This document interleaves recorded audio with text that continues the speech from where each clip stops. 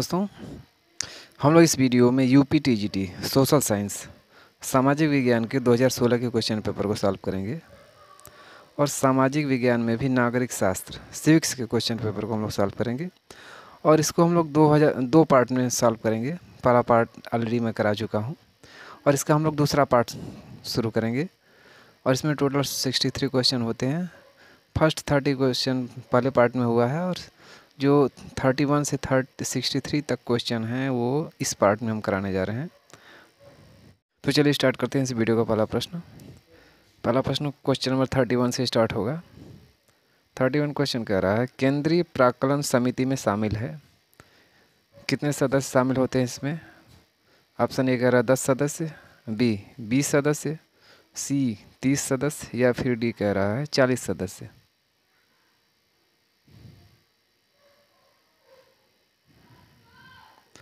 सी इसका आंसर है 30 सदस्य। केंद्रीय प्राक्कलन समिति में 30 सदस्य शामिल होते हैं। यह संसद की सबसे बड़ी अस्थायी समिति है। इसका गठन सिर्फ लोकसभा के सदस्यों से होता है। राज्यसभा के सदस्य इसमें शामिल नहीं होते हैं। Next question number 32। 1947 में बने नेहरू की सरकार के कानून मंत्री थे या कानून मंत्री कौन थे 1947 में जब नेहरू ने सरकार बनाई थी? तो ऑप्शन ए मोहम्मद अली जिन्ना, बलदेव सिंह, लियाकत अली खां या फिर बी.आर. अम्बेडकर। डी इसका आंसर है बी.आर. अम्बेडकर। 1947 में बने नेहरू की सरकार के कानून मंत्री बी.आर. अम्बेडकर थे। Next question number 33। पहचानें कि कौन सा एक स्थानीय स्वशासन सरकार का कार्य नहीं है? स्वास्थ्य और स्वच्छता, ग्रामीण आवास, कानून और व्यवस्था का रखरखाव या फिर डी है पेयजल प्रदान करना। सी इसका आंसर है कानून और व्यवस्था का रखरखाव। यह जो स्थानीय स्वशासन सरकार का कार्य नहीं है। कानून और व्यवस्था का रखरखाव स्थानीय स्वशासन सरकार का कार्य नहीं है। कानून और व्यवस्था संविधान की 7वीं अनुसूची के तहत राज्य सूची का विषय है, अतः कानून और व्यवस्था का रखरखाव राज्य सरकार का कार्य है। स्वास्थ्य और स्वच्छता, ग्रामीण आवास तथा पेयजल प्रदान करना स्थानीय सरकार का कार्य है। Next question number 34। भारतीय संविधान में 73वें और 74वें संशोधन अधिनियम ने निम्नलिखित को सम्मिलित किया। भाग 10 और 11A, भाग 3 और 9A, भाग 9 और 9A और भाग 9 और 10A। 73वें और 74वें संविधान संशोधन द्वारा किसको शामिल किया गया है? इसका आंसर सी है भाग 9 और 9A। भारतीय संविधान में 73वें तथा 74वें संविधान संशोधन द्वारा क्रमशः भाग 9 तथा 9A को शामिल किया गया है। 73वें के अंतर्गत भाग 9 तथा 74वें संविधान संशोधन के तहत भाग 9A को शामिल किया गया है। भाग 9 के तहत अनुच्छेद 243 से 243 अड़ तक पंचायतों के बारे में प्रावधान किया गया है, जबकि भाग 9 के तहत अनुच्छेद 243 त और 243 य 6 तक नगर पालिकाओं के बारे में उल्लेख किया गया है। Next question number 35। राजनीतिक अस्थिरता को जन्म देने वाली दल बदल की परंपरा को किस संशोधन द्वारा सीमित किया गया? 56वें संवैधानिक संशोधन, 52वें संवैधानिक संशोधन, 61वें संवैधानिक संशोधन या फिर 83वें संवैधानिक संशोधन द्वारा। 20 का आंसर है 52वें संवैधानिक संशोधन द्वारा। भारतीय संविधान में 52वें संवैधानिक संशोधन अधिनियम 1985 द्वारा 10वीं अनुसूची जोड़ करके इसको ये प्रावधान लगाया गया। इसके तहत राजनीतिक अस्थिरता को जन्म देने वाली दल बदल की परंपरा को सीमित किया गया। इसमें संसद या राज्य विधानमंडल के सदस्यों को दल बदल के आधार पर सदन की सदस्यता से वंचित किया जाने का प्रावधान है। Next question number 36। PIL से जुड़े व्यक्ति हैं। ऑप्शन ए न्यायमूर्ति भगवती, बी न्यायमूर्ति वेंकट चलैया, सी न्यायमूर्ति R.N. मिश्र या फिर डी न्यायमूर्ति संतोष हेगड़े। कौन PIL से जुड़े हैं? इसका आंसर ये है न्यायमूर्ति भगवती, ये PIL से जुड़े हुए हैं। भारत के पूर्व मुख्य न्यायाधीश न्यायमूर्ति P.N. Bhagwati PIL public interest litigation, PIL public interest litigation से जुड़े हुए हैं। उल्लेखनीय है कि भारत में PIL अथवा जनहित याचिका के जन्मदाता न्यायमूर्ति P.N. भगवती तथा न्यायमूर्ति कृष्ण अय्यर साहब को माना जाता है। जनहित याचिका या PIL के जन्मदाता जो है न्यायमूर्ति P.N. भगवती तथा श्री कृष्ण अय्यर को माना जाता है। इस याचिका के तहत किसी व्यक्ति के किसी संवैधानिक या विधिक अधिकार का उल्लंघन होने पर, किसी भी व्यक्ति के किसी संवैधानिक या विधिक अधिकार का उल्लंघन होने पर जनहित से प्रेरित कोई भी व्यक्ति वाद ला सकता है और उसका वाद से जुड़ा होना कोई आवश्यक नहीं है। Next question number 37। सूची 1 तथा सूची 2 को सुमेलित कीजिए तथा नीचे दिए गए संकेतों से सही उत्तर का चयन कीजिए। एक तरफ दिया गया अनुच्छेद 16, 32, 14 तथा 17 ये दिया गया है। दूसरी तरफ दिया गया है उसमें दिए गए प्रावधान हैं, जैसे कानून के समक्ष समता, संवैधानिक उपचार, अस्पृश्यता अपराध है और सार्वजनिक रोजगार। हमें कोड की सहायता से इनको सुमेलित करना है।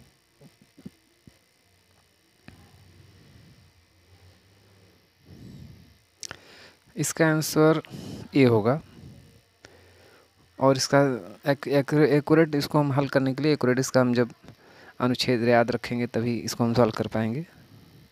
जैसे देखिए अनुच्छेद 16 के अंतर्गत सार्वजनिक रोजगार में समानता के अवसर ये दिया जाता है। 32 के अंतर्गत संवैधानिक उपचार का अधिकार है। 14 के अंतर्गत जो है कानून के समक्ष समता का अधिकार और 17 के अंतर्गत अस्पृश्यता अपराध है, ये चीज़ दिया गया है। एक बार फिर से देखें, अनुच्छेद 16 सार्वजनिक रोजगार में समान अवसर, 32 संवैधानिक उपचार का अधिकार, 14 कानून के समक्ष समता और 17 अस्पृश्यता अपराध है। Next question number 38। केंद्र सरकार किसी सिफारिशों के आधार पर भारत की संचित निधि से राज्यों को अनुदान देता है। किसकी यहाँ है? केंद्र सरकार किसकी सिफारिशों के आधार पर भारत की संचित निधि से राज्यों को अनुदान देता है? ऑप्शन ए नीति आयोग, बी वित्त आयोग, सी लोक लेखा समिति या फिर डी है राज्य सरकार का प्रतिनिधिमंडल। बी इसका आंसर है वित्त आयोग। केंद्र सरकार वित्त आयोग के सिफारिशों के आधार पर भारत की संचित निधि से राज्यों को अनुदान देता है। व्याख्या देखें, केंद्र सरकार वित्त आयोग की सिफारिशों के आधार पर भारत की संचित निधि से राज्यों को अनुदान देता है। संविधान के अनुच्छेद 275 के तहत केंद्र द्वारा राज्यों को अनुदान दिए जाने का प्रावधान किया गया है। सहायता अनुदान के माध्यम से विभिन्न राज्यों के मध्य विद्यमान संसाधन असमानता को घटाने का प्रयास किया जाता है। Next question number 39। भारत में न्यायिक समीक्षा की शक्ति का उपभोग करता है। ऑप्शन ए अकेले सुप्रीम कोर्ट, बी अकेले उच्च न्यायालय, सी सभी न्यायालयों द्वारा या फिर डी है उच्च न्यायालय और सुप्रीम कोर्ट। डी इसका आंसर है उच्च न्यायालय और सुप्रीम कोर्ट। भारत में न्यायिक समीक्षा की शक्ति का उपभोग उच्च न्यायालय और सुप्रीम कोर्ट दोनों करते हैं। भारत में न्यायिक समीक्षा की शक्ति का प्रयोग उच्चतम न्यायालय तथा उच्च न्यायालय दोनों द्वारा किया जाता है। संविधान के अनुच्छेद 32 के अंतर्गत उच्चतम न्यायालय को तथा अनुच्छेद 226 के अंतर्गत उच्च न्यायालय को न्यायिक समीक्षा या न्यायिक पुनरावलोकन की शक्ति प्राप्त है। संविधान के अनुच्छेद 32 के अंतर्गत उच्चतम न्यायालय को तथा अनुच्छेद 26 के अंतर्गत उच्च न्यायालयों को न्यायिक समीक्षा या न्यायिक पुनरावलोकन की शक्ति प्राप्त है। इस शक्ति के तहत न्यायालय विधायिका और कार्यपालिका के कार्यों की समीक्षा कर उसे संवैधानिक या असंवैधानिक घोषित करता है। नेक्स्ट क्वेश्चन नंबर 14 है, सूची 1 को सूची 2 से सुमेलित कीजिए तथा नीचे दिए गए संकेतों से सही उत्तर चुनिए। एक तरफ दिया गया है पहली सूची में निषेध, उत्प्रेषण लेख, परमादेश तथा बंदी प्रत्यक्षीकरण दिया गया है। दूसरी सूची में दिया गया है आपको सशरीर प्रस्तुत होना पड़ सकता है, हम आदेश देते हैं, प्रमाणित होने के लिए, या फिर डी दिया गया है स्थगन आदेश। इसका आंसर देखें तो ये होगा, और इसको हम तभी सॉल्व कर पाएंगे जब बिल्कुल एक्यूरेट सबका आंसर हमें पता होगा। जैसे इसका हम आंसर देखते हैं डायरेक्ट, सूची 1 में जो निषेध दिया गया है उसका संबंध स्थगन आदेश से है। निषेध का मतलब स्थगन आदेश। दूसरा है उत्प्रेषण। उत्प्रेषण का संबंध जो है प्रमाणित होने के लिए है। उत्प्रेषण का अर्थ होता है प्रमाणित होने के लिए। परमादेश का अर्थ है हम आदेश देते हैं। और डी जो चौथा ऑप्शन है बंदी प्रत्यक्षीकरण, इसका संबंध आपको सशरीर प्रस्तुत होना पड़ सकता है, इससे है। Next question number 41। सूची 1 तथा सूची 2 को सुमेलित कीजिए तथा नीचे दिए गए संकेतों से सही उत्तर चुनिए। एक सूची में दिया गया अनुच्छेद 356, 352, 360 और 315। दूसरी सूची में दिया गया है, ए में दिया गया संघ लोक सेवा आयोग, बी वित्तीय आपातकाल, सी राष्ट्रीय आपातकाल और डी में दिया गया है राज्य आपातकाल। हमें इसे सुमेलित करना है।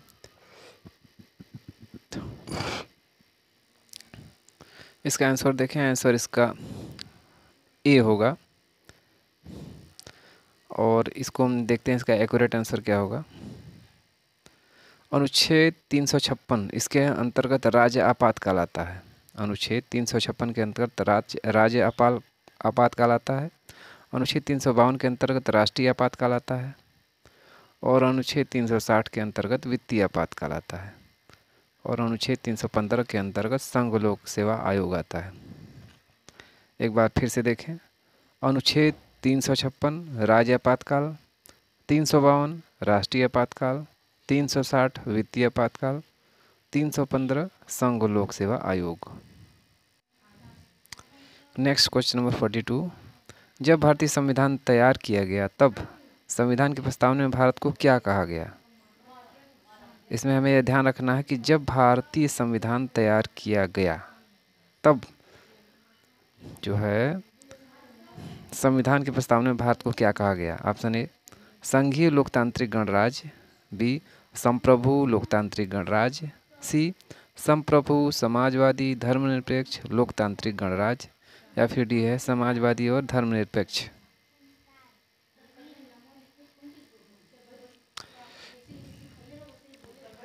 इसका आंसर भी हो जाएगा संप्रभु लोकतांत्रिक गणराज्य। जब संविधान तैयार या लागू किया गया तब उसकी प्रस्तावना में भारत को संप्रभु लोकतांत्रिक एवं गणराज्य कहा गया। बाद में 42वें संविधान संशोधन अधिनियम 1976 द्वारा उसमें पंथ निरपेक्ष एवं सामाजिक शब्द भी जोड़ा गया। अतः वर्तमान में भारत एक संप्रभु संपन्न समाजवादी पंथ निरपेक्ष तथा लोकतांत्रिक गणराज्य है। Next question number 43। भारत के राष्ट्रपति कर सकते हैं या क्या क्या कर सकते हैं? पहला ऑप्शन है, कह रहा है लोकसभा को भंग कर सकते हैं, तो लोकसभा की अवधि समाप्त होने पर चुनाव के लिए आदेश दे सकते हैं। दूसरा कह रहा है संसद द्वारा पारित बिलों को सहमति देते हैं, और चौथा कह रहा है संसद के संयुक्त सत्र को संबोधित कर सकते हैं। इसमें कूट की सहायता से हमें सही उत्तर का चयन करना है। पहले में 1 3 4 है, दूसरे में 1 2 4 दिया गया है, सी में 1 3 1 2 3 है, और डी में 1 3 4 है। इसका आंसर डी है। डी में इसमें बता रहा है राष्ट्रपति, देखिए पहला ऑप्शन वो भी सही है, लोकसभा को भंग कर सकते हैं। दूसरा गलत है, लोकसभा की अवधि समाप्त होने पर चुनाव के लिए आदेश नहीं दे सकता है राष्ट्रपति चुनाव के लिए आदेश नहीं देता है। तीसरा संसद द्वारा बिलों को भी सहमति देते हैं, ये भी सत्य है, और संसद के संयुक्त सत्र को भी संबोधित कर सकते हैं राष्ट्रपति। तो इस प्रकार पहला, तीसरा और चौथा सही है। इसकी हम व्याख्या देखें। संविधान के अनुच्छेद 85 के तहत राष्ट्रपति को संसद का सत्र बुलाने, सत्रावसान करने तथा लोकसभा को भंग करने की शक्ति प्राप्त है। अनुच्छेद 111 के अंतर्गत वह संसद द्वारा पारित बिलों को सहमति देते हैं। अनुच्छेद 86 तथा 87 के तहत राष्ट्रपति संसद के संयुक्त सत्र को संबोधित कर सकते हैं। भारत में लोकसभा की अवधि समाप्त होने के पूर्व ही निर्वाचन आयोग चुनाव कराने की सिफारिश करता है। तत्पश्चात राष्ट्रपति चुनाव कराने की अधिसूचना जारी करता है, और इसके बाद निर्वाचन आयोग चुनाव संपन्न कराता है। अर्थात जो दूसरा ऑप्शन है वो निर्वाचन आयोग चुनाव कराने की सिफारिश करता है और राष्ट्रपति चुनाव कराने की अधिसूचना जारी करते हैं। Next question number 44, supreme court के अधिकार क्षेत्र को बढ़ाया जा सकता है। ऑप्शन ए, संसद द्वारा बनाए गए कानून द्वारा, बी, प्रधानमंत्री द्वारा, सी, भारत के राष्ट्रपति द्वारा, या फिर डी है सुप्रीम कोर्ट के मुख्य न्यायाधीश द्वारा। ये इसका आंसर है संसद द्वारा बनाए गए कानून द्वारा सुप्रीम कोर्ट के अधिकार क्षेत्र को बढ़ाया जा सकता है।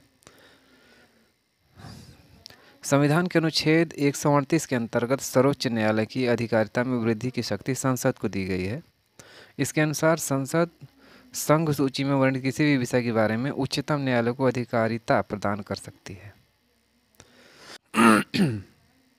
Next question number 44, question number 45, बैठक हेतु विधानसभा के लिए गणपूर्ति होगी। ऑप्शन ए, सदन की कुल ताकत का आधा हिस्सा, बी, सदन के कुल सदस्यों में से 2/3, सी, सदन के कुल सदस्यों में से 1/10, और डी कह रहा है 10 सदस्य। सी इसका आंसर है सदन के कुल सदस्यों में से 1/10 एक गणपूर्ति है। व्याख्या देखें, संविधान के अनुच्छेद 189 के अनुसार विधानसभा की बैठक हेतु आवश्यक गणपूर्ति सदन के कुल सदस्यों का 1/10 भाग है, किंतु यह संख्या 10 से कम नहीं होनी चाहिए।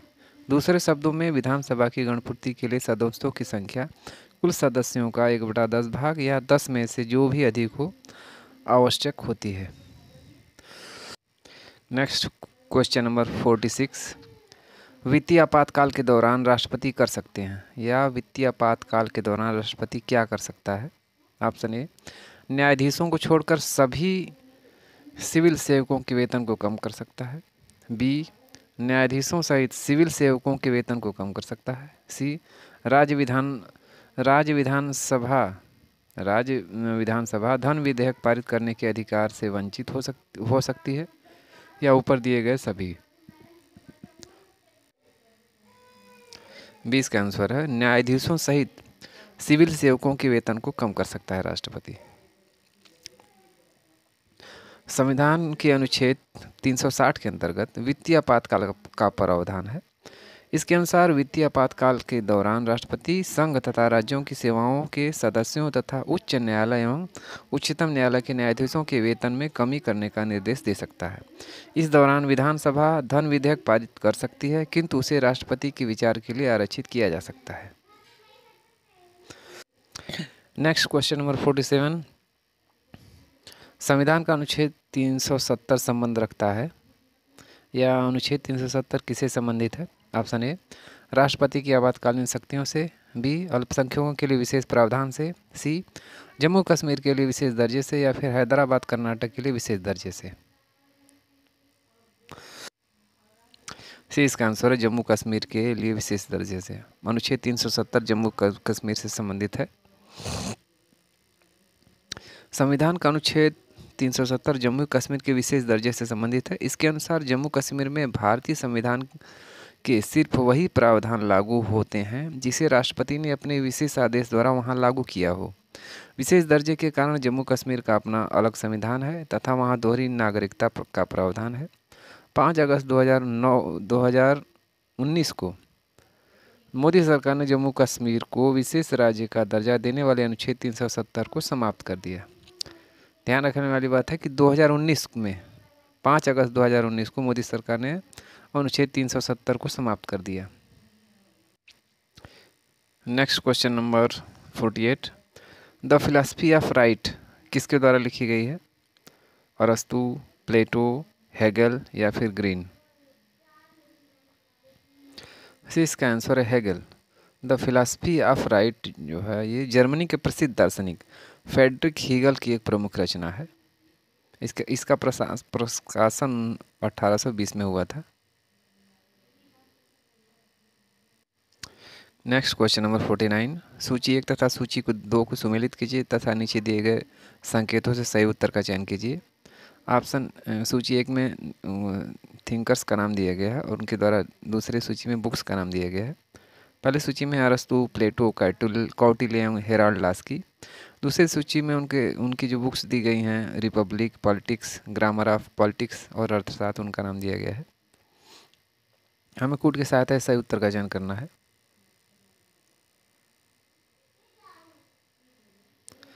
इसका आंसर बी हो जाएगा। आंसर देखें, अरस्तु इन्होंने पॉलिटिक्स लिखी है, पॉलिटिक्स बुक जो है अरस्तु ने लिखी है। प्लेटो ने रिपब्लिक लिखा है, कौटिल्य का अर्थशास्त्र है, और Herald Laski grammar of politics लिखा है इन्होंने। एक बार फिर से देखें, अरस्तु पॉलिटिक्स से संबंधित है, प्लेटो रिपब्लिक, कौटिल्य अर्थशास्त्र और Herald Laski grammar of politics इससे संबंधित है। नेक्स्ट क्वेश्चन नंबर 15, मार्क्स के अनुसार राज्य है या मार्क्स के अनुसार राज्य क्या है? ऑप्शन ए दिव्य संस्था, बी वर्ग शोषण के लिए संस्था, या सी है एक सकारात्मक अच्छाई, या फिर डी है अस्थाई। बी इसका आंसर है वर्ग शोषण के लिए एक संस्था। मार्क्स के अनुसार या कार्ल मार्क्स के अनुसार जो है राज्य वर्ग शोषण के लिए एक संस्था है। व्याख्या देखें, मार्क्स के अनुसार राज्य वर्ग शोषण की संस्था है। मार्क्स का मत है कि राज्य एक ऐसा यंत्र या साधन है जिसके द्वारा आर्थिक रूप से प्रभुत्वशाली व्यक्ति दूसरे वर्गों का दमन कर सकता है, इसलिए हर राज्य वर्ग तानाशाही का उदाहरण है। मार्क्सवाद मानव सभ्यता और समाज को हमेशा दो वर्गों में, शोषक और शोषित वर्गों में विभाजित मानता है।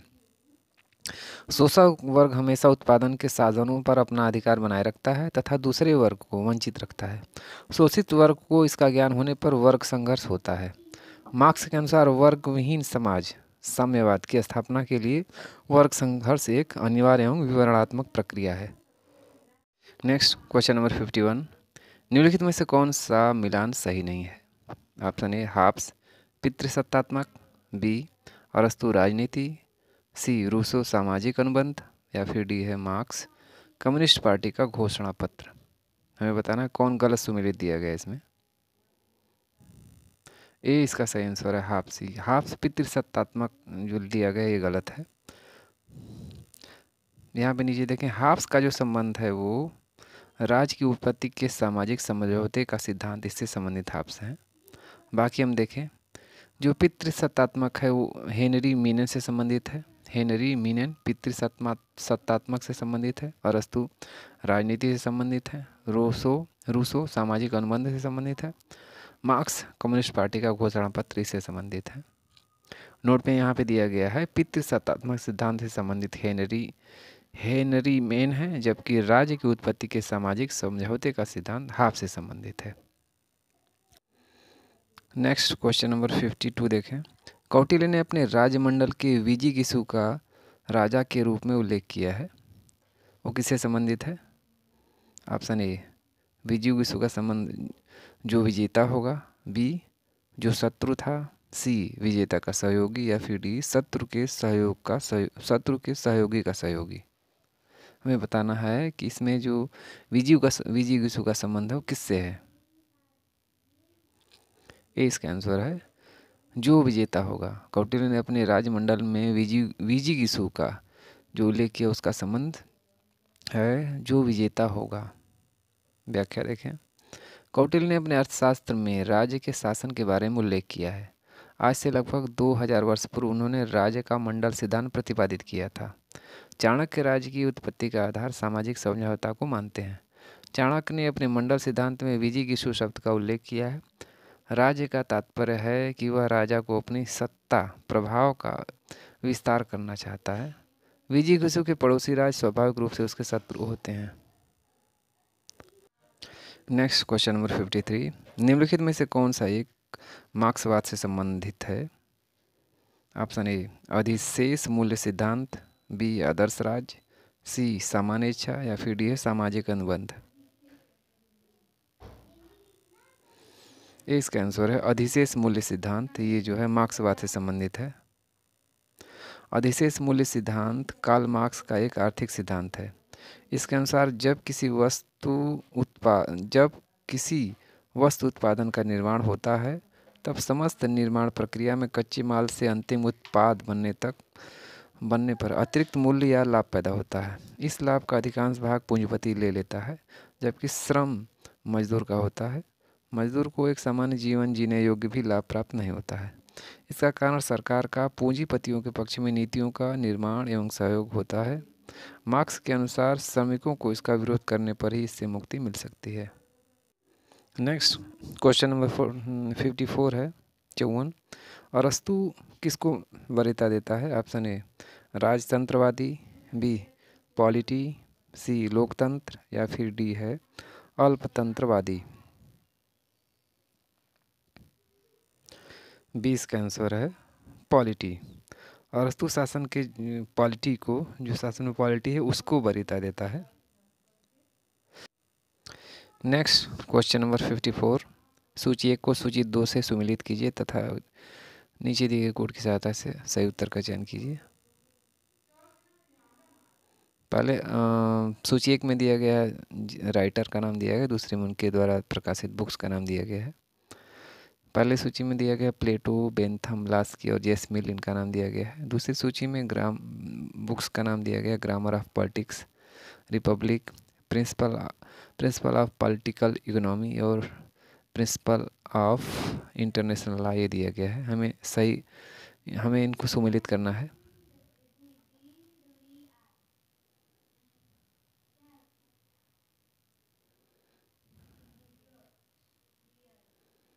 इसका आंसर देखें तो आंसर इसका बी हो जाएगा।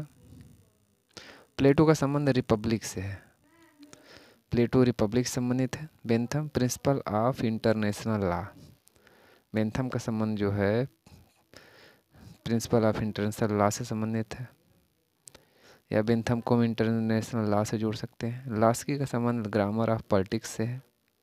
जेएस मिल का संबंध प्रिंसिपल ऑफ पॉलिटिक्स इकोनॉमी से है। मिल का संबंध जो है प्रिंसिपल ऑफ पॉलिटिक्स इकोनॉमी से है। एक बार फिर से देखें, Plato republic, Bentham principle of international law, Laski grammar of politics, JS Mill principle of politics economy.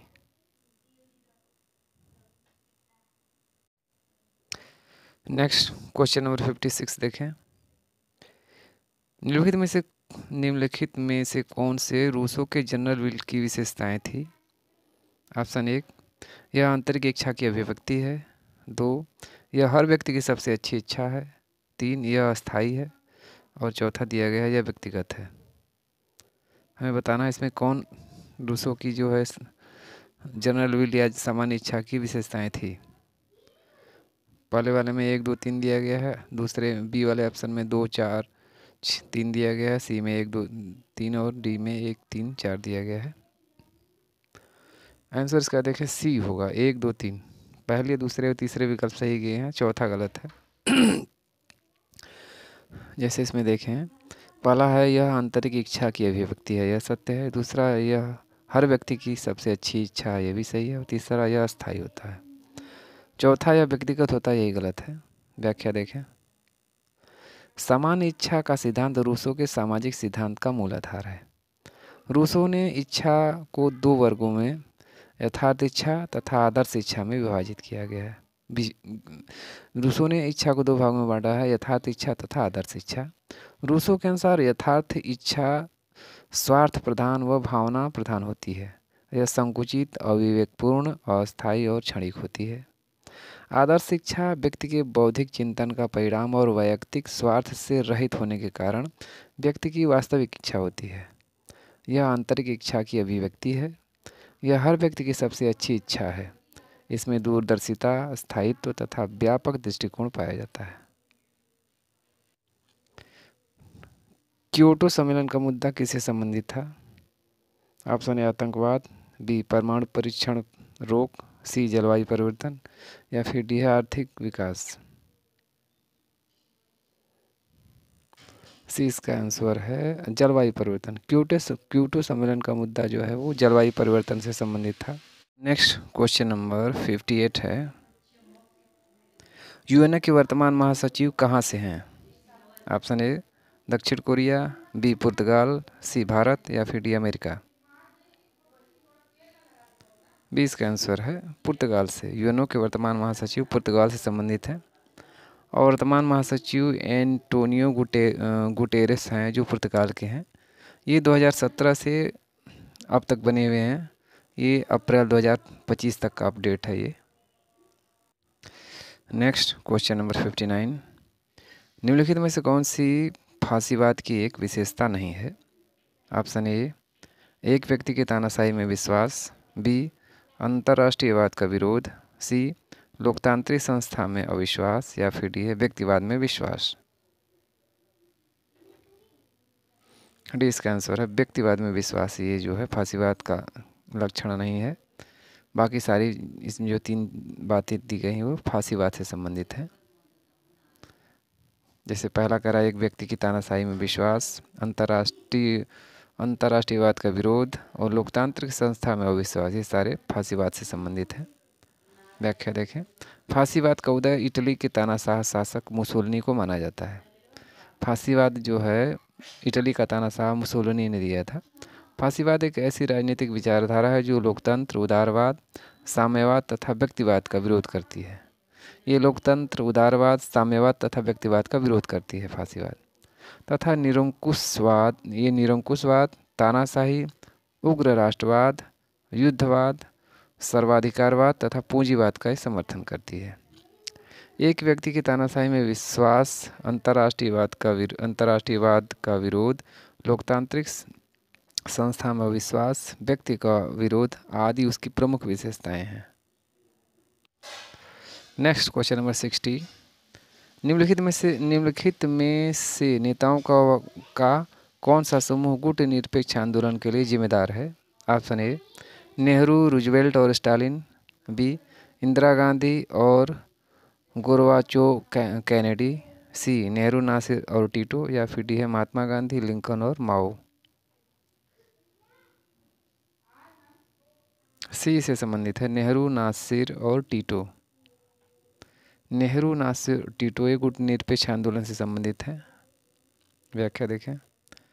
गुटनिरपेक्ष आंदोलन की स्थापना 1961 में भारतीय प्रधानमंत्री पंडित जवाहरलाल नेहरू, मिस्र के राष्ट्रपति नासिर तथा यूगोस्लाविया के राष्ट्रपति जोसेफ ब्रोज टीटो के प्रयासों से हुआ।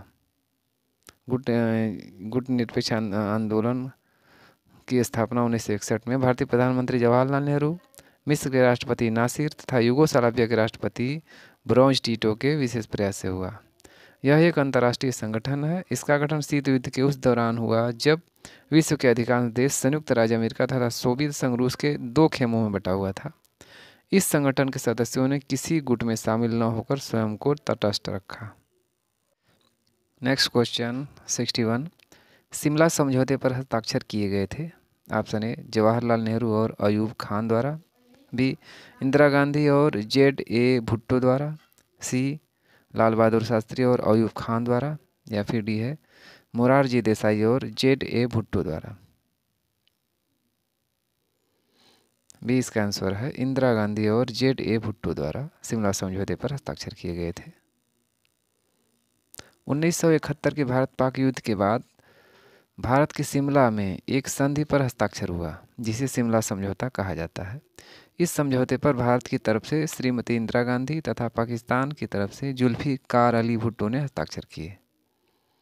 इस शिमला समझौते पर भारत की प्रधानमंत्री इंदिरा गांधी तथा पाकिस्तान की तरफ से जुल्फिकार अली भुट्टो ने हस्ताक्षर किए।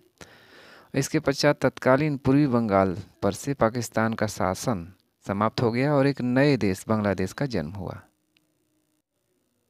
Next question number 62। यूनेस्को का मुख्यालय कहाँ है? Option A, Paris. B, New York. C, London. या फिर डी है, रोम।